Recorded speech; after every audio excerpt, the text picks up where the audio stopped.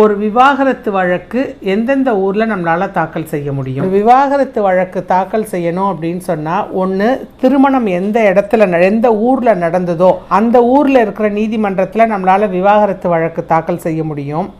ரெண்டாவது, கணவனோ மனைவியோ எந்த இடத்துல கடைசியாக சேர்ந்து வசித்தாங்களோ அந்த இடத்துல தாக்கல் செய்ய முடியும். மூணாவது, மனைவியோடைய ஊரில் தாக்கல் செய்ய முடியும். இது 3 தான் ஜென்ரலாக 3 இடத்துல மட்டும்தான் தாக்கல் செய்ய முடியும்.